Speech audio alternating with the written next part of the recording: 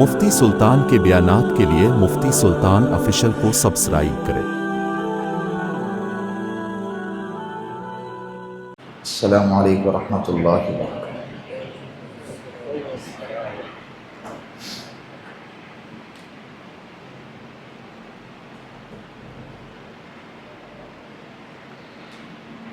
الحمد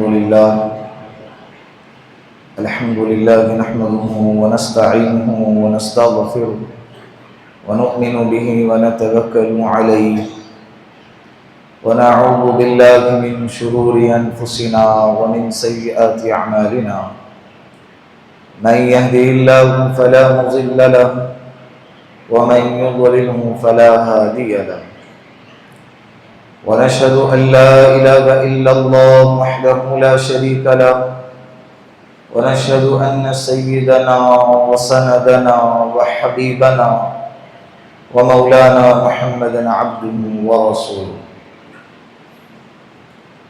أما بعد فقد قال الله تبارك وتعالى في القرآن المجيد والفرقان الحميد فأعوذ بالله من الشيطان الرجيم بسم الله الرحمن الرحيم يا أيها الرسول بلغ ما أنزل إليك من ربك وإن لم تفعل فما بلغت رسالته وقال تعالى في مقام آخر اليوم أكملت لكم دينكم وأتممت عليكم نعمتي ورضيت لكم الإسلام دينا وجاء في الحديث وقال النبي صلى الله عليه وسلم إذا أصبحت فلا تنتظر المساء وإذا أمسيت فلا تنتظر الصباح وعد نفسك من أصحاب القبور أو كما قال عليه الصلاة والسلام صدق الله مولانا العظيم وصدق رسوله النبي الكريم ونحن على ذلك من الشاهدين والشاكرين والحمد لله رب العالمين۔ پیار محبت کے ساتھ ایک مرتبہ درود پاک پڑھ لیں۔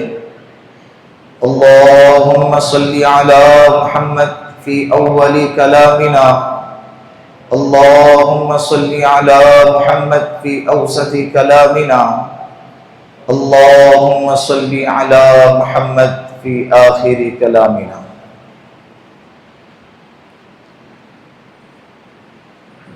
گزشتہ جمعہ کو اللہ کے رسول صلی اللہ علیہ وسلم کے پیدائش اور ان کی زندگی کا مختصر سا تذکرہ اور صحابہ کرام کے میلاد منانے کا طریقہ اور ہمارے میلاد منانے کا طریقہ دونوں میں کیا فرق ہے، مختصر انداز میں آپ کے سامنے گفتگو آئی تھی۔ اس باتوں میں ایک بات یہ میں نے کہا تھا کہ حضرت عثمان غنی رضی اللہ عنہ کو اللہ کے رسول صلی اللہ علیہ وسلم نے صلح حدیبیہ کے موقع پر قاصد بنا کر مکۃ المکرمہ میں بھیجا تو ان کی شلوار، ان کی ازار یہ نصف پنڈلی تک تھی، جو پنڈلی آتی نصف پنڈلی تک ان کی شلوار تھی، ان کی ازار تھی۔ تو ان کے چچا زاد بھائی نے کہا کہ بھائی آپ جس جگہ پہ جا رہے ہیں وہ بڑے بڑے چودھری ہیں، وہ آپ کا یہ طریقہ، یہ انداز دیکھ کر انہیں اچھا نہیں لگے گا۔ آپ کے ذہن میں آئیے یہ بات میں نے کہا تھا، اور یہاں سے بات پھوٹ گئی، دوسری طرف چلی گئی، وہ پینٹ کا پہننا اور آج جو ہم لباس پہنتے ہیں ٹخنوں سے نیچے اور گھٹنے پھٹے ہوئے، وہاں سے بات نکل کر دوسری طرف چلی گئی۔ حضرت عثمان غنی کا جو مجھے کہنا تھا وہ رہ گیا تھا، مجھے بعد میں یاد آیا۔ جو لباس ہمارے اندر جو رائج ہو چکا ہے، یہ یہود و نصارہ ہم سے زیادہ مسلمانوں کے دین اور اسلام پر ریسرچ کرتے ہیں کہ کس طریقے سے اور کس جگہ سے، کس راستے سے ان پر وار کیا جائے۔ مسلمان کس طرح سے ایمان کو کھو بیٹھے، وہ ہر وقت پلاننگ کرتے رہتے ہیں، ہر وقت ان کی سازشیں چلتی رہتی ہیں۔ اللہ کے رسول صلی اللہ علیہ وسلم کے زمانے سے آج تک اور آئندہ بھی چلتے ہی رہیں گے، لیکن ہمارا کام یہ ہے جب وہ محنت کر رہے ہیں ڈاکہ ڈالنے کے لیے، وہ محنت کر رہے ہیں تباہ کرنے کے لیے، اور وہ اپنی محنت میں کامیاب بھی ہو رہے ہیں۔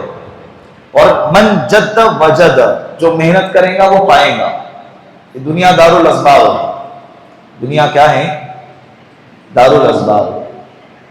چور چوری کرنے کے لیے جب محنت کرتا ہے اس کے لیے راستے کھلتے ہیں، کس ٹائم پہ کرنا ہے، کس گھر پہ کرنا ہے، وہ محنت ریسرچ کرتا ہے، وہ بہت زیادہ محنت کرتا ہے، کس ٹائم پہ کرنا ہے، کتنے لوگوں کو لے کر جانا ہے، کس راستے سے جانا ہے، کس راستے سے نکلنا ہے۔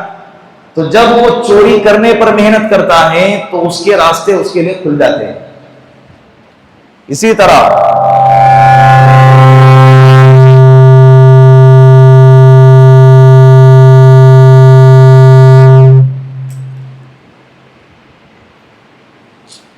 طرح چور کو پکڑنے والا جو عملہ ہے، چور کو پکڑنے والے جو جماعت ہے،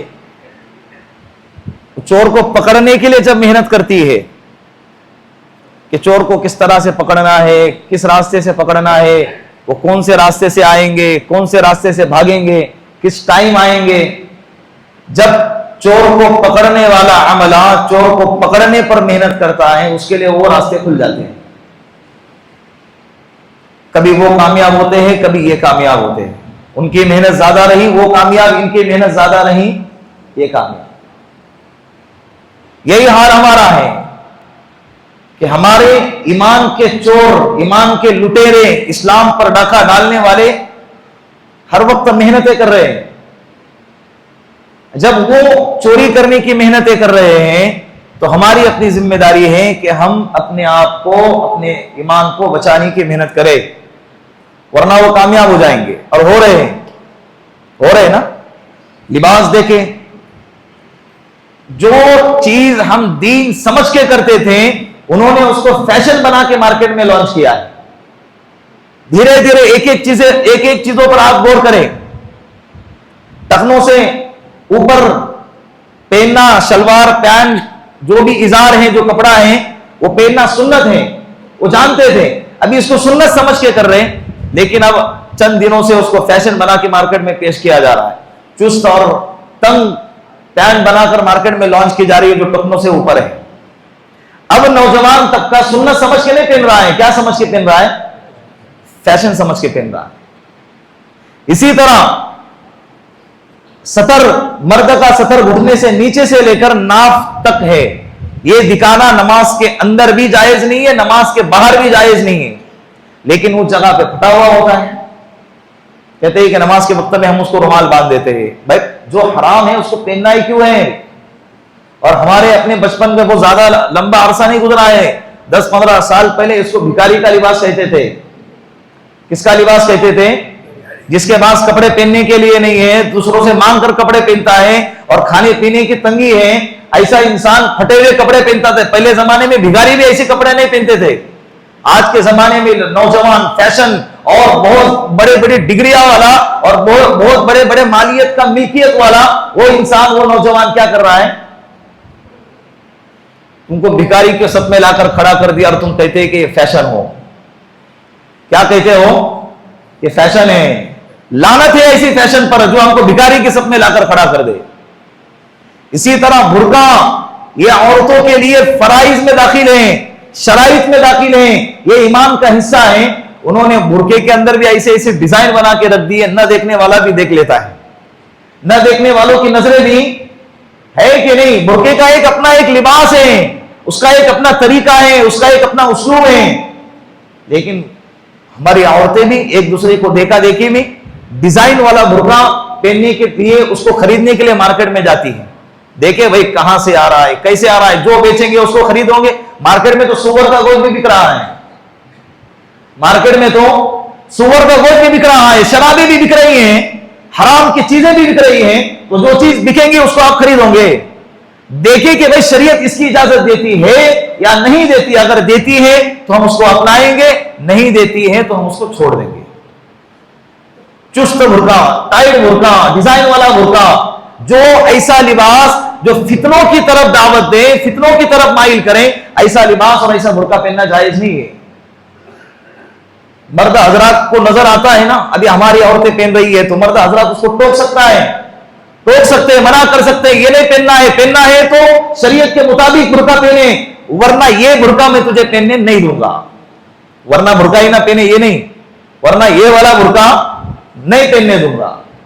تو ان کے سازشوں کو سمجھیں. داڑھی رکھنا یہ سنت ہے, یہ انبیاء کی سنت ہے, انبیاء کا طریقہ, شعائر اسلام میں سے ہے. لیکن آج کل فیشن کے طور پر بھی لوگ کیا کر رہے ہیں, داڑھی رکھ رہے ہیں نا. ان کے رہنما لوگوں کو فلم کے اندر بتایا جاتا ہے داڑھی رکھنا ایک فیشن اور ہیرو کی علامت بن گئی ہے. تو ہمارا نوجوان طبقہ بھی فیشن کے طور پر داڑھی رکھنے کی کوشش کر رہا ہے, حالانکہ یہ نبی کا طریقہ ہے. یہ کیا ہے, بولو, یہ نبی کا طریقہ ہے, یہ کسی ایرے گرے کا طریقہ نہیں ہے, یہ ہمارے آقا کی سنت ہے, ہمارے آقا کا طریقہ, ہمارے آقا کا چہرہ ہے. کل قیامت کے دن اگر آپ چاہتے ہیں کہ اللہ کے رسول صلی اللہ علیہ وسلم کے سامنے حاضر ہوں اور اللہ کے رسول ہمیں پہچانے, تو جو اللہ کے رسول صلی اللہ علیہ وسلم کی صورت اور شکل تھی ویسی صورت اپناؤ. داڑھی رکھنے کی کوشش کرو جب تک زندگی باقی ہے. چاہے بعض لوگ اعتراض کر یہ کہتے ہیں کہ مولوی صاحب یہاں سے نہیں آتی, یہاں سے آتی ہے تو تھوڑا اچھا نہیں لگتا ہے. ہم کو اچھا لگنے اور نہیں لگنے کے لیے ہم داڑھی نہیں رکھتے ہیں. اللہ کو جیسی پسند ہے ہم ویسی داڑھی رکھیں گے. اب اللہ نے, یہ ہمارے اختیار میں تو نہیں ہے نا, یہ اللہ کے اختیار میں ہے, اور اللہ نے ایسی ہی داڑھی پیدا فرمائی تو اللہ کو ایسے ہی منظور ہے. ایسے رہیں کہ ویسے رہیں یہ کوئی معنی نہیں رکھتا. کل قیامت کے دن کیسے رہیں گے وہ معنی رکھتا ہے. پھر کل قیامت کی جنت میں جنتیوں کی داڑھی نہیں ہوں گی, وہاں عیش کرو. یہ دنیا جگہ جی لگانے کی دنیا نہیں ہے, یہ عیش کرنے کی جگہ نہیں ہے, یہاں پر عیاشی کرنے کی جگہ نہیں ہے, خواہش کو پورا کرنے کی جگہ یہ ہے ہی نہیں. خواہش کو پورا کرنے والی جگہ کون سی ہے, بولو, جنت ہے. وہاں کریں گے ساری خواہشیں, وہاں پوری کریں گے انشاءاللہ. تو لہٰذا جو ان کے فتنے ہیں, جو سازشیں ہیں, اس کو سمجھے. حالات کہاں سے کہاں جا رہے ہیں معلوم کریں. شریعت کیا ہے اور سازش کیا ہے, شریعت کیا ہے, دین کیا ہے, فتنہ کیا ہے, اور ان کی پلاننگ کیا ہے, یہ معلوم کریں اور اس کے مطابق زندگی گزارنے کی کوشش کریں. حضرت عثمان غنی رضی اللہ عنہ صلح حدیبیہ کے موقع پر مکۃ المکرمہ میں جا رہے ہیں. ان کے بھائی نے ان سے کہا کہ اپنے شلوار کو نیچے کر لے, اپنے ازار کو. وہ چودھری لوگ ہیں, وہ چودھری لوگ جتنی نیچے کپڑا لٹکے گا اتنا اس کو فخر محسوس کرتے تھے, تکبری انداز ہوتا تھا. حضرت عثمان غنی رضی اللہ عنہ نے فرمایا کہ میں ان لوگوں کی وجہ سے میرے حبیب محمد عربی صلی اللہ علیہ وسلم کا طریقہ نہیں چھوڑ سکتا. یہ صحابہ کرام تھے. یہ کون تھے؟ حضرت حذیفہ بن الیمان رضی اللہ عنہ, صاحب السر رسول اللہ صلی اللہ علیہ وسلم, اللہ کے رسول صلی اللہ علیہ وسلم کے رازدار. روم کے دسترخوان پر بیٹھے ہیں, بادشاہ کے دسترخوان پر.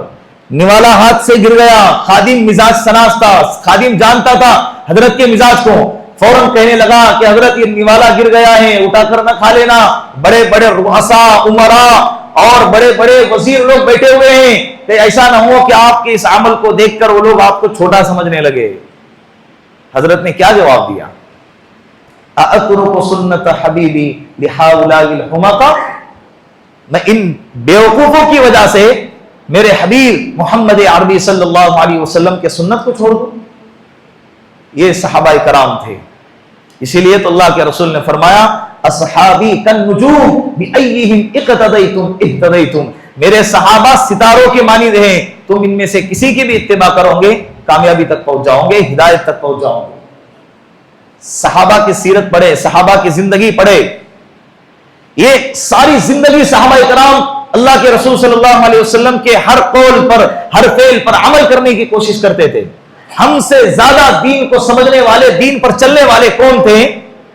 یہ اولین طبقہ ہے, خیر القرون والے ہیں. کون ہیں؟ صحابہ کرام خیر القرون والے بہترین زمانہ اللہ کے رسول صلی اللہ علیہ وسلم کے زمانے کے بعد سب سے بہترین زمانہ صحابہ کا، صحابہ کے بعد تابعین، اس کے بعد تبع تابعین کا زمانہ ہے۔ یہ خیر القرون والے تھے، بہترین لوگ تھے۔ اللہ کے رسول صلی اللہ علیہ وسلم نے صحابہ کرام کو کوئی موقع ایسا نہیں چھوڑا جہاں پر ان کی رہبری، ان کی تربیت نہ کی۔ جس کا استاد اللہ کے رسول صلی اللہ علیہ وسلم ہو تو ان کے شاگرد کیسے ہوں گے؟ آپ بتائیں، ان کے شاگرد کیسے ہوں گے؟ آپ صلی اللہ علیہ وسلم کا آخری وقت چل رہا ہے، حضرت علی رضی اللہ عنہ آخری دن، پیر کا دن 12 ربیع الاول ہے، آخری دن ہے۔ حضرت علی رضی اللہ عنہ فرماتے ہیں کہ آپ صلی اللہ علیہ وسلم کا سر مبارک میرے کندھوں پر تھا، میرے بازوؤں پر تھا۔ اللہ کے رسول نے فرمایا کہ علی تھال لے کر آؤ، تھال۔ پہلے زمانے میں لکھنے کے لیے اس طرح سے انتظام نہیں ہوتے تھے جیسے آج ہے، قلم ہے، کاغذ ہے، ڈائریاں ہیں، کاپیاں ہیں، یہ ساری چیزیں اس زمانے میں نہیں ہوتی تھی۔ اور اس زمانے کے اندر اگر کوئی چیز لکھنا ہوتا تھا، کبھی چمڑوں پر، کبھی ہڈیوں پر، کبھی پٹوں پر، الگ الگ چیزوں پہ لکھا کرتے تھے، پتھروں پر لکھا کرتے تھے، لکڑیوں کے تھال پہ لکھا کرتے تھے۔ حضرت علی سے فرمایا کہ علی تھال لے کر آؤ۔ حضرت علی رضی اللہ عنہ نے فرمایا کہ یا رسول اللہ، آپ کی طبیعت بہت ناساز ہے۔ انہوں نے خیال کیا کہ اگر میں اس وقت اللہ کے رسول کی بات کو مان کر اگر نکل جاتا ہوں تھال لانے کے لیے تو کہیں ایسا نہ ہو کہ میرے پیچھے اللہ کے رسول کی روح پرواز کر جائے۔ حالت اتنی زیادہ بیماری کی تھی۔ حضرت علی نے فرمایا یا رسول اللہ، آپ ایسے ہی کہہ دیجیے، میں اسے یاد کر لوں گا، بعد میں لکھ لوں گا۔ پھر اللہ کے رسول صلی اللہ علیہ وسلم نے فرمایا کہ نماز قائم کرو، زکوٰۃ ادا کرو، اور وما ملکت ایمانکم، اور اپنے ماتحتوں پر رحم کرو، غلاموں پر، باندیوں پر رحم کرو، اور ان کے حقوق کو ادا کرتے رہو۔ پھر اس کے بعد فرمایا اشہد ان لا الہ الا اللہ واشہد ان محمدا عبدہ ورسولہ، اس گواہی پر قائم رہو، اور جو شخص میری امت کا اس گواہی پر قائم رہیں گا اللہ رب العزت اس پر جہنم کو حرام قرار دیں گے۔ یہ 4 باتیں اللہ کے رسول صلی اللہ علیہ وسلم نے حضرت علی کو بیان فرمائی۔ یہ کس دن کا واقعہ ہے؟ جس دن اللہ کے رسول صلی اللہ علیہ وسلم کا انتقال ہو گیا۔ ایسے ہی ایک واقعہ پیش آیا اللہ کے رسول صلی اللہ علیہ وسلم کے 5 دن پہلے، انتقال کے 5 دن پہلے۔ بعض روایت میں بدھ کا دن تھا، بعض روایت میں جمعرات کا دن تھا۔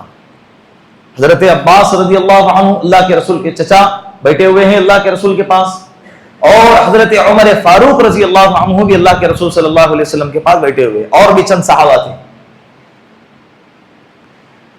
اتنے بیمار چل رہے تھے اللہ کے رسول آخری ایام میں کہ اللہ کے رسول سے مسجد میں آنا بھی نہیں ہو رہا تھا، حالانکہ مسجد کو لگ کے کمرہ تھا، حجرہ عائشہ یہ مسجد نبوی کو لگ کر کمرہ تھا، لیکن طبیعت اتنی ناساز تھی، آنے کی پوزیشن ہوتی تو اللہ کے رسول آئے بھی۔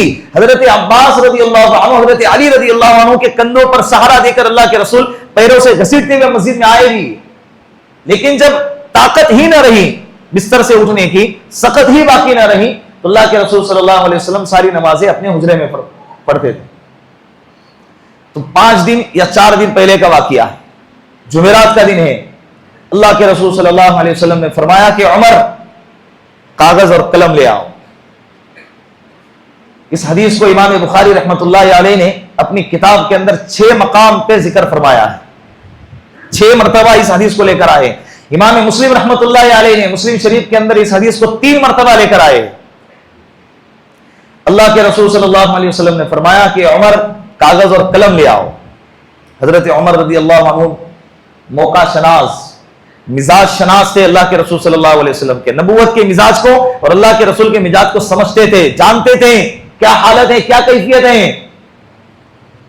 جس نے 23 سالہ زندگی اللہ کے رسول صلی اللہ علیہ وسلم کے ساتھ گزاری ہو نبوت کی، اور پل پل اللہ کے رسول کو دیکھا ہو، اللہ کے رسول نے فرمایا جس طرح سے آسمانوں میں میرے 2 وزیر ہیں جبرائیل اور میکائیل، اسی طرح زمین میں میرے 2 وزیر ہیں ابو بکر صدیق اور عمر فاروق رضی اللہ۔ قیامت کے دن سب اپنے اپنے قبروں سے اٹھیں گے، لیکن جب میں اٹھوں گا تو میری دائیں طرف ابو بکر ہوں گے اور بائیں طرف عمر ہوں گے۔ اللہ کے رسول کے مزاج کو سمجھتے تھے، کیا مزاج ہے، کیا چل رہا ہے، کیا کیفیت ہے، کیا طبیعت ہے ہم نہیں جانتے ہیں، اس وقت کیا حالات تھے.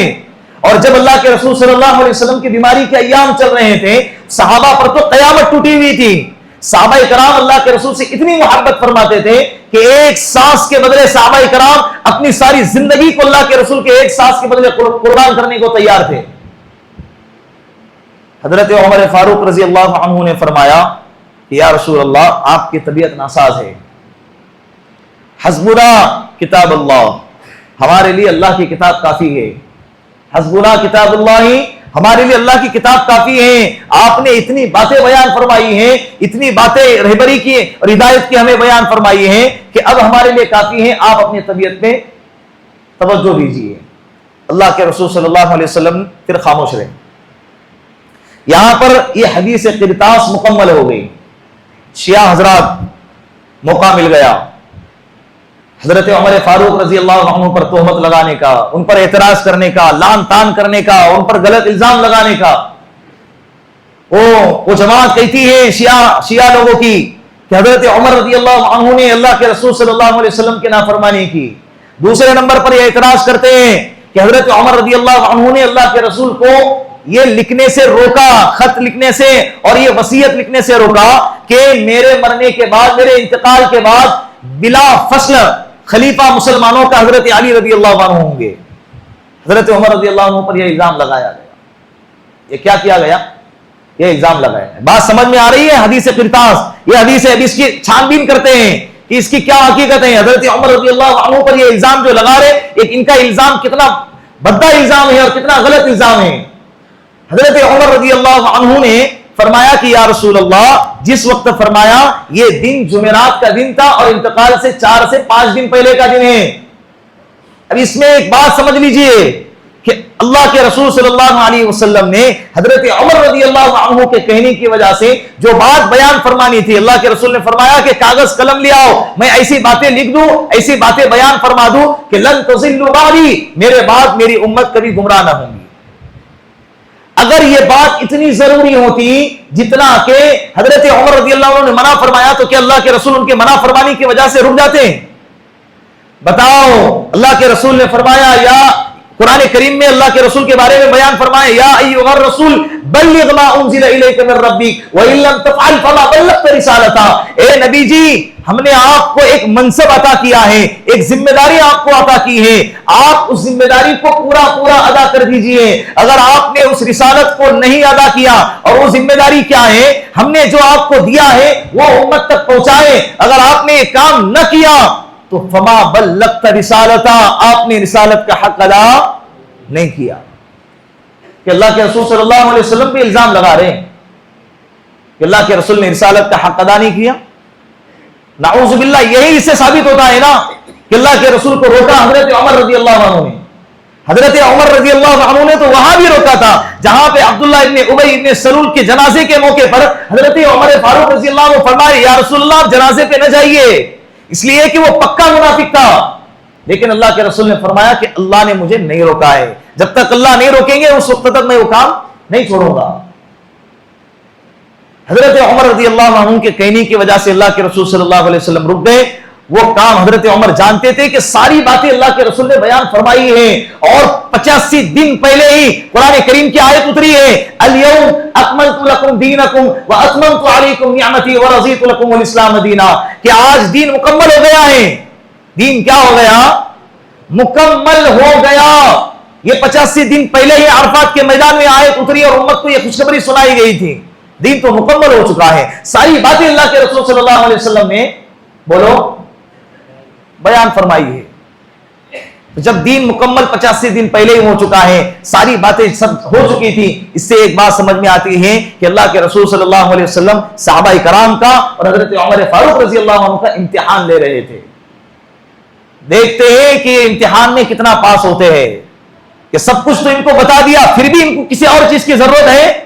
تو اللہ کے رسول نے فرمایا جاؤ کاغذ اور قلم لے آؤ. حضرت عمر نے فرمایا یا رسول اللہ آپ نے سب کچھ بیان فرمایا ہے، کتاب اللہ ہمارے لیے کافی ہے، آپ کی حدیثیں ہمارے لیے کافی ہیں، سب کچھ آپ نے ہمارے لیے کیا ہے بیان فرمایا ہے. اس میں ایک اور بات اس میں ایک اور بات، اگر آپ کو اعتراض ہوتا اور حقیقی معنوں میں اعتراض ہوتا تو اعتراض دونوں صحابہ پہ ہونا چاہیے تھا، حضرت عمر فاروق رضی اللہ عنہ پر بھی اور حضرت علی رضی اللہ عنہ پر بھی ہونا چاہیے تھا، اور ان پر تو زیادہ ہونا چاہیے تھا، اس لیے کہ حضرت عمر کو جو اللہ کے رسول نے کاغذ لے کر آؤ کا حکم فرمایا ہے وہ انتقال کے 5 دن پہلے کا حکم ہے۔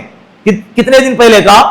حضرت عمر نے منع فرمایا کاغذ نہیں لے کر آئے، تو اس کے بعد اور 5 دن اللہ کے رسول کے پاس تھے، چاہتے تو اور لکھوا سکتے تھے، چاہتے حضرت علی رضی اللہ عنہ یہ گھرانے کے آدمی تھے، رشتہ دار تھے، حضرت عمر بار بار نہیں جا سکتے تھے، حضرت علی ہر وقت وہی رہتے تھے، چاہتے تو ان سے بعد میں کاغذ منگوا کے قلم منگوا کے لکھوا سکتے تھے، لیکن 5 دن تک اللہ کے رسول نے وہ نہیں لکھوایا۔ حضرت علی رضی اللہ عنہ کو جو اللہ کے رسول نے فرمایا کہ تھال لے کر آؤ، یہ تو عین انتقال کے دن کا وقت ہے، تو ایسے وقت میں تو بعد میں وقت ملا ہی نہیں نا، تو اعتراض تو حضرت علی پہ زیادہ بنتا تھا، لیکن حضرت علی پہ بھی اعتراض نہیں ہے، حضرت عمر فاروق رضی اللہ عنہ پر دونوں پر بھی اعتراض نہیں ہو سکتا ہے، اور جو باتیں اللہ کے رسول کو بیان فرمانی تھی اللہ کے رسول صلی اللہ علیہ وسلم نے وہ باتیں بیان بھی فرمائی۔ حضرت علی نے فرمایا کہ یا رسول اللہ آپ زبانی فرما دیں، میں اسے زبانی یاد کروں گا، اس کے دل کے تختی پہ لکھ لوں گا، بعد میں لکھ لوں گا کاغذ پہ۔ اللہ کے رسول نے فرمایا کہ علی امت سے کہہ دینا اقیم الصلاۃ، نماز قائم کرو، وآتوا الزکاۃ، زکات ادا کرو، وما ملکت ایمانکم، اور اپنے ماتحتوں پر، اپنے غلاموں پر، اپنے خادموں اور اپنے باندیوں پر اچائی کا اور رحم کا معاملہ کرو۔ یہ اللہ کے رسول نے بیان بھی فرما دیا۔ اللہ کے رسول نے کیا فرمایا؟ اس میں ایک اور بات سمجھ لیجئے، حضرت عمر فاروق رضی اللہ عنہ نے جب منع کیا تو وہ اکیلے نہیں تھے نا، ساتھ میں چند صحابہ کرام بھی تھے، پورے صحابہ کرام کی پوری سیرت اٹھا کر دیکھے، کتابیں اٹھا کر دیکھے، ایک بھی صحابی نے حضرت عمر فاروق رضی اللہ عنہ کے اس عمل پر کوئی الزام، کوئی اعتراض نہیں لگایا ہے۔ پھر تم ہوتے کون ہیں جو اتنے سالوں کے بعد حضرت عمر فاروق پر انگلی اٹھانے والے؟ بات سمجھ میں آ رہی ہے؟ صحابہ کرام کے عمل پر جو انگلیاں اٹھاتے ہیں ان کے لیے جواب دیا جا رہا ہے، اور دونوں صحابی جو بزرگ صحابی ہیں دونوں نے اپنی جگہ پر جو عمل کیا ہے بالکل درست اور بالکل صحیح ہے، اس لیے کہ یہ اور عین اس وقت میں انہوں نے وہ عمل کیا ہے جو جانثار صحابی کو کرنا چاہیے تھا۔ اور اس سے ایک بات سمجھ میں آتی ہے کہ جب ہمارے گھر کا بڑا، جب ہمارے گھر کے بڑے جب بیمار ہو جاتے ہیں اور بیمار ہونے کے بعد وہ ایسے کام کا مطالبہ کرے جس کام کے کرنے کے بعد ان کو تکلیف ہوگی، تو ان کے چھوٹوں کو چاہیے کہ اس کام کے کرنے سے ان کو روکا جائے۔ یہ ادب ہے۔ یہ کیا ہوتا ہے؟ بولو، یہ ادب ہوتا ہے۔ اب بات کہنے کی اصل یہ ہے کہ اللہ کے رسول صلی اللہ علیہ وسلم کی زندگی کی آخری وصیت، جب بندہ مرنے لگتا ہے، انتقال ہونے لگتا ہے، اس وقت میں جو باتیں کہی جاتی ہیں نا، ان کے گھر والے پوری زندگی اس باتوں کو یاد کرتے ہیں۔ بھائی انتقال کے وقت میں یہ کہا تھا، بھلے پوری زندگی کی باتیں بھول جائیں لیکن پورے آخر کی زندگی کی باتیں جو ہے یاد کرتے ہیں۔ اللہ کے رسول صلی اللہ علیہ وسلم کی زندگی کی ہر بات لکھی ہوئی ہے، ہر بات یاد کی جاتی ہے، اس پر عمل کیا جاتا ہے، لیکن آخری وقت کی بات سوچے کتنی اہم ہوگی۔ جس بات کو اللہ کے رسول امت کو بیان کرنا چاہتے ہیں، امت کو آگاہ کرنا چاہتے ہیں، امت کو بتانا چاہتے ہیں، تو سوچو وہ بات کتنی اہم اور ضروری بات ہوگی۔ اور وہ بات کیا ہے؟ اے میری امت نماز نہ چھوڑنا، اے میری امت کیا نہ چھوڑنا۔ حالانکہ اللہ کے رسول صلی اللہ علیہ وسلم کے سامنے جو ہے نا اللہ کی طرف سے یہ بتایا گیا تھا، حضرت حسین ان کے جو نواسے لگتے جگر ہیں، میری امت حضرت حسین کو زہر میں ڈبو دیں گی اور میرے نواسے حسین کو نیزے پہ چڑھائیں گی، یہ ان کو دکھایا گیا تھا۔ کئی روایتوں میں اس کا تذکرہ ملتا ہے، لیکن آخری وقت نے اللہ سے نہیں مانگا، اے اللہ میرے حسن اور حسین کو امت کے فتنوں سے، امت کے درد سے ان کو نجات عطا فرما، نہیں مانگا۔ سب سے اہم چیز جو امت کو بتائی ہے، جو وصیت فرمائی ہے، کیا فرمائی ہے؟ اے میری امت نماز نہ چھوڑ۔ آج یہ امت کا حال یہ ہے کہ اپنی مرضی کے مطابق نماز پڑھتے ہیں، یا تو پڑھتے ہیں تو جمعہ ٹو جمعہ، ہفتے میں ایک دن۔ بہت سارے لوگ ایسے ہیں جو ہفتے میں ایک دن مسجد میں آتے ہیں، اور کئی لوگ ایسے بھی ہیں جو صرف سال میں 2 دفعہ مسجد میں آتے ہیں۔ یہ ظلم اللہ پر نہیں ہے، اللہ کے رسول پہ نہیں ہے، دین اور شریعت پہ نہیں ہے، یہ ظلم اپنی ذات پر ہے۔ کل قیامت کے دن جہنمیوں سے جب پوچھا جائے گا نا، ما سلککم فی سقر، تمہیں جہنم میں کس چیز میں ڈالا ہے، تو وہ جہنمی کیا جواب دیں گے؟ قالوا لم نکن من المصلین، ہم نماز نہیں پڑھتے تھے۔ ایسے یوں ہی نماز چھوڑ دیتے ہیں، تھوڑی تھوڑی بات پر نماز چھوڑ دیتے ہیں۔ نماز قضا کرنے کا گناہ، ایک نماز کے قضا کرنے کا گناہ یہ ہے کہ کل قیامت کے دن اللہ 500 سال تک اس کو جہنم میں جلائیں گا۔ کتنے سال برداشت کر سکتے ہیں؟ بولو، جہنم کے آگ کا دھواں بھی ہم برداشت نہیں کر سکتے، جہنم میں 500 سال، ایک لمحے کا کروڑوں حصہ بھی ہم برداشت نہیں کر سکتے نماز کی چھوڑنے کی وجہ سے۔ باقی گناہوں کی سزا تو وہ بعد میں رہ گئی، ہم اس کو یوں ہی ہلکا سمجھتے ہیں۔ نمازوں کا اہتمام کرے، نمازوں کی پابندی کرے۔ جن حضراتوں کی نمازیں چھوٹی ہے نا، شیطان کیا کرتا ہے پتا ہے آپ کو؟ یہ نہیں کہیں گا آپ کو کہ بھائی نماز اتنی کوئی ضروری چیز نہیں ہے۔ اللہ کے رسول صلی اللہ علیہ وسلم نے جو آخری وصیت میں جو الفاظ بیان فرمائے ہیں، ان الفاظ پہ غور کریں۔ اللہ کے رسول کے سامنے دو حقوق تھے بندوں کے، ایک حقوق اللہ اور ایک حقوق العباد۔ حقوق اللہ میں سب سے اہم حق اگر کسی چیز کا ہے، کسی عمل کا ہے، وہ ہے نماز۔ اور حقوق العباد میں اگر کسی چیز کا اگر کوئی حق ہے، سب سے اہم وہ ہے محتاطوں پر، غلاموں پر، خادموں پر، نوکروں پر رحم کرنا۔ یہ دونوں باتوں کو اللہ کے رسول صلی اللہ علیہ وسلم نے امت کے سامنے بیان فرمایا۔ یہ باتوں کو ہلکا نہ سمجھے، شیطان آپ کے دل دماغ میں یہ نہیں ڈالے گا بھائی نماز اتنی ضروری چیز تھوڑی ہے، چھوڑے تو بھی چلتا ہے، یہ دماغ میں آپ کے کبھی بھی نہیں ڈالیں گا۔ اگر یہ خیال دل میں آ گیا نا، یہ تو کفر ہے۔ اس خیال کا دل میں آنا کہ نماز ضروری نہیں ہے، نماز ہلکی چیز ہے، تو یہ کفر کی علامت ہے۔ ایسے خیالات سے اپنے آپ کو بچانا چاہیے۔ لیکن شیطان تمہارے دل میں کیا ڈالے گا؟ ارے بھائی ابھی تو یہ ہفتہ بہت ضروری ہفتہ ہے، کام والا ہفتہ ہے، انشاءاللہ نماز کی پابندی میں آئندہ ہفتے سے کروں گا، کل سے کروں گا، پرسوں سے کروں گا، 2 دن کے بعد کروں گا، 2 دن کے بعد کروں گا، 1 ہفتے کے بعد یہ عمل کروں گا۔ اسی طرح بہت سارے حضرات کے دل میں خیال آتا ہے کہ بھائی میری زندگی کے 4 سال کی نمازیں چھوٹی ہیں، 5 سال کی نمازیں قضا ہوئی ہیں، 6 سال کی نمازیں قضا ہوئی ہیں، میں انشاءاللہ نمازوں کو قضا کرنے کی کوشش کروں گا، لیکن 1 ہفتے کے بعد میرے گھر میں شادی ہے، میرے گھر میں جنازہ ہے، میرے گھر میں فلاں ہے، فلاں چیزیں ہیں، فلاں پروگرام ہے، یہ شیطان دل میں ڈالے گا۔ اور یہ خیال استو محال استو جنون، یہ کل کے چکر میں کل کبھی نہیں آئے گا۔ اللہ کے رسول نے فرمایا نا، اذا اصبحت فلا تنتظر المساء، جب تم صبح کریں تو رات کا انتظار نہ کریں، واذا امسيت فلا تنتظر الصباح، جب شام ہو جائے تو صبح کا انتظار نہ کریں، وعد نفسك من اصحاب القبور، اور اپنے آپ کو قبر والوں میں، مردوں میں شمار کرو۔ مردوں کی کیا خواہشیں ہوتی ہیں، مردوں کے کیا جنازے، ان کے شادیاں، ولیمے، پروگرام اور دنیا کے کام کاج ہوتے ہیں، ساری چیزوں سے بے فکر ہو کے پڑے ہوئے، اور ہم کو بھی ویسا ہونا ہے، ہمارا مستقبل حقیقت وہی ہے۔ اللہ کے رسول نے فرمایا اپنے آپ کو جب مردہ شمار کرو گے، مردوں میں شمار کرو گے، تو خواہشیں دل سے خود بخود کم ہوتی جائیں گی۔ اسی لیے آج ارادہ کریں کہ جن لوگوں کی نمازیں زندگی میں چھوٹی ہوئی ہیں، وہ اپنی زندگی کی پچھلی جو چھوٹی ہوئی نمازیں ہیں اس کو ادا کرنے کی کوشش کریں گے۔ اس کا طریقہ کیا ہے؟ بہت سارے حضرات بالغ ہونے کے بعد نماز فرض ہوتی ہے، بہت سارے حضرات کی نمازیں 25 سال کا ہو گیا، اب اللہ نے ہدایت دی نمازوں کو پابندی سے پڑھنے کی، 30 سال کا ہو گیا، اب اللہ نے ہدایت دی، 35 سال 40 سال کا ہو گیا، اب اللہ نے ہدایت دی نمازوں کو پابندی سے پڑھنے کی۔ لیکن اب 30 سال کا ہو گیا، 15 سال پر لڑکا بالغ ہوتا ہے، لڑکی 12 سال پہ بالغ ہوتی ہے، جیسے ہی بالغ ہو جائے نمازیں اس پر فرض ہو جاتی ہیں۔ تو لہذا بالغ ہونے کے بعد سے جتنی نمازیں چھوٹی ہیں اتنی نمازوں کو ادا کرنا ضروری ہے۔ اور نمازوں کو ادا کرنے کا طریقہ کیا ہے؟ روزانہ دن میں 5 نمازیں فرض تو ہے ہی، ساتھ میں روزانہ 5 نمازیں قضا بھی کرتے رہے۔ فجر کے وقت میں چھوٹی ہوئی فجر کی نماز قضا کریں، ظہر کے وقت میں ظہر کی چھوٹی ہوئی نماز قضا کریں، عصر کے وقت میں عصر کی چھوٹی ہوئی نماز قضا کریں، مغرب اور عشاء کے وقت میں مغرب اور عشاء کی چھوٹی ہوئی نمازیں ادا کرنے کے ساتھ ساتھ قضا نمازیں بھی، گویا کہ ایک دن میں 10 نمازیں آپ پڑھے، 5 ادا اور 5 بولو قضا۔ اور اللہ نے اتنی سہولت فرمائی ہے کہ کوئی بھی ٹائم میں سنت اور نفل نماز نہیں پڑھ سکتے۔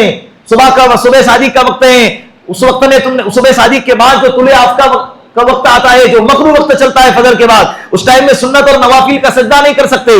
اسی طرح زوال کے وقت میں، اسی طرح غروب آفتاب سے پہلے عصر کی نماز کے بعد آپ سجدہ نہیں کر سکتے، لیکن اگر آپ فرض نمازوں کی قضا کرنا چاہتے ہیں تو کوئی بھی ٹائم میں ان تینوں ٹائمنگ کے اندر بھی آپ فرض نمازوں کی قضا کر سکتے ہیں، کرنا چاہیے، اور اس کی نیت یہ رہے کہ اے اللہ میں میری جتنی نمازیں چھوٹی ہیں، مان لو فجر کی نماز پڑھ رہے ہیں، اے اللہ میری جتنی فجر چھوٹی ہے اس میں سب سے پہلی فجر کی نماز قضا کر رہا ہوں واسطے تیرے، منہ میرا کعبہ شریف کی طرف، اللہ اکبر۔ پھر دوسرے دن فجر کی نماز قضا کر رہے ہیں، اے اللہ میری جتنی فجر چھوٹی ہے اس میں سب سے پہلی فجر اس کو میں قضا کر رہا ہوں واسطے تیرے، منہ میرا کعبہ شریف کی طرف، اللہ اکبر۔ یہ نمازیں ادا کرتے رہے، اور ساتھ میں وصیت بھی لکھ دیں کہ میں نے اتنے سالوں کی نماز قضا کر دی ہے، لیکن اتنے سالوں کی نماز ابھی بھی باقی ہے، میں ادا کر رہا ہوں، میں اس کو پڑھ رہا ہوں، لیکن اگر اس بیچ مان لو 2 سال کی نماز اب مجھ پر باقی ہے، اس بیچ اگر میرا انتقال ہو گیا تو میرے وارثوں پر یہ ضروری ہے، میں وصیت کر کے جا رہا ہوں کہ میرے ان 2 سالوں کا نمازوں کا فدیہ ادا کرے۔ کیا ادا کرے؟ ورنہ اگر آپ نے وصیت نہیں کی نا، آپ کے وارثوں پر یہ لازم اور ضروری نہیں ہے کہ وہ آپ کے مال میں سے آپ کی چھوٹی ہوئی نمازوں کا فدیہ ادا کریں، اس لیے کہ آپ کا مال اس وقت تک آپ کا ہے جب تک کہ آپ زندہ ہیں۔ آپ مر گئے، آپ کا انتقال ہو گیا، اس مال پر پورا کے پورا حصہ کس کا ہوگا؟ بچوں کا ہوگا۔ اگر آپ نے وصیت بھی کر گئے ہیں تو آپ کے مال کا 1/3 حصہ، مال کے 3 حصے کریں گے، اور جو تیسرا حصہ ہے اس تیسرے حصے پر آپ کی وصیت کو پورا کیا جائے گا، پورے مال سے نہیں، پورے مال پر وصیت کو پورا نہیں کیا جائے گا، اس لیے کہ پورا مال آپ کا ہے ہی نہیں۔ جس مال کے خاطر اللہ کو ناراض کرتے ہیں، اللہ کے رسول کی شریعت کو توڑاتے ہیں اور شریعت کے جنازے نکالتے ہیں اور اپنی آخرت کو تباہ کر دیتے ہیں، مرنے کے بعد وہ مال ہمارا رہتا ہی نہیں ہے۔ سونے کی انگوٹھی پہنو یا سونے کا ہار پہنو، مرنے کے بعد اپنے قریبی رشتہ دار ہی، کوئی باہر کا نہیں آتا ہے اس کو نکالنے کے لیے۔ اگر عزت سے نکلا تو ٹھیک ہے، نہیں تو بولو کاٹ کے نکالیں گے۔ کپڑے نکلے عافیت سے تو ٹھیک، نہیں تو ورنہ پھاڑ کے نکالیں گے۔ یہ زندگی کی حقیقت ہے، چاہے لباس کروڑوں روپے کی قیمتی لباس کیوں نہ ہو، مرنے کے بعد اس لباس میں آپ کو نہیں دفنایا جائے گا، اس زیورات کے ساتھ آپ کو نہیں دفنایا جائے گا۔ آپ کے بدن پر جو کچھ بھی ہے، سر کے بال سے لے کر پیر کے ناخن تک، جسم کے حصے کے علاوہ جو کچھ بھی ہے آپ کے بدن سے اس کو نکالا جائے گا، اور نکالنے والے کوئی اور نہیں ہوں گے، نکالنے والے اپنے ہی ہوں گے۔ تو یہ وصیت کریں کہ میرے مرنے کے اگر اس بیچ میں مر گیا تو ان نمازوں کا فدیہ ادا کرنا میرے وارثوں پر ضروری ہے۔ وارث لوگ اگر اپنے اختیار سے وصیت کیے بغیر اگر اپنے اختیار سے دیتے ہیں تو یہ ان کا اختیار ہے، ان پر لازم اور ضروری نہیں ہے، لازم اور ضروری یہ نہیں ہے۔ اسی لیے وصیت کرے، مال تم نے کمایا ہے کس کے لیے؟ کس کے لیے؟ اپنے آخرت کے لیے، اپنی ذات کے لیے۔ تو اس سے بہتر اور کیا طریقہ ہو سکتا ہے؟ اور انشاءاللہ اگر تم نے نمازوں کو قضا کرنے کے پہلے ہی دنیا سے چل دیے اور زندگی نے وفا نہ کیا اور مر گئے، اور آپ نے یہ کام کیا کہ نمازیں قضا بھی کر رہے ہیں اور آپ نے وصیت بھی کی ہے، لکھ کر گئے ہیں وارثوں کے لیے کہ میرے مرنے کے بعد نمازوں کی قضا جو ہو چکی ہے اس کا فدیہ ادا کرے، تو انشاءاللہ کل قیامت کے دن اللہ آپ کو نمازوں کے قضا کرنے کا گناہ نہیں دیں گے۔ کتنا بہترین عمل ہے۔ تو آج ارادہ کرے کون کون اس پر عمل کرے گا۔ نمازیں تو میں تو کہتا ہوں کہ نمازیں ہم سے چھوٹی ہی چھوٹی ہیں، اور اکثر و بیشتر نمازیں فجر کی چھٹی ہوئی ہیں۔ آج سے ابھی سے ارادہ کریں کہ میں آج سے ہی نمازوں کو قضا کرنے کی کوشش کروں گا۔ نمازوں کو قضا کرنے کی مطلب جو نمازیں ہیں اس کو قضا کرنے کی نہیں، وہ تو پڑھنا ہی ہے۔ جو نمازیں قضا ہو چکی ہے اس کو ادا کرنے کی کوشش کروں گا، جس کا نام ہے قضاء عمری۔ کیا نام ہے؟ اللہ رب العزت ان باتوں پر ہم سب کو عمل کر دوسروں تک پہنچانے کی توفیق عطا فرمائے۔ وآخر دعوانا ان الحمد للہ رب العالمین۔ جن حضرات نے